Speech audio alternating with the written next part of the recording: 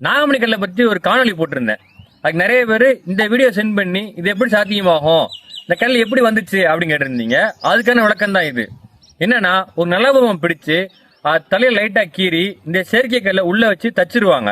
அந்த புண்ணு ஆறின பிறகு எங்க மக்கள் கூட்டம் அதிகமா இருக்கோ அங்க போயிட்டு இந்த தலைக்குள்ள இருந்து இந்த கல்லை எடுப்பாங்க. இது பாக்குறதுக்கு அப்படியே தலைக்குள்ள இருந்து வர நாகமணி கல் மாதிரி இருக்கும். அதனால நிறைய மக்கள் வாங்கிடுவாங்க. இது இப்ப மிகப்பெரிய ஸ்கேமா போயிட்டு இருக்கு. இதுல உண்மை என்னன்னா, அந்த முன்னாடி மகுடி ஊதி பாம்பு ஆட்டுவாங்க. நீங்க ரோட்ல பாத்துருப்பீங்க நிறைய பேர். அப்படி இது உண்மை இருந்துச்சு அப்படின்னா அவன் எதுக்கு இந்த மாதிரி ரோட்ல வித்த காட்டி பிழைக்கணும்? இந்த பாம்பை பிடிச்சோமா கல் எடுத்தோமான்னு சொல்லிட்டு பணக்காரங்களாம்ல, ஆகலே இல்ல. ஏன்னா அது உண்மை கிடையாது. இப்ப அது லேட்டஸ்டா எப்படி இருக்குன்னா, ஆன்லைன் கூட சேல் பண்றாங்க.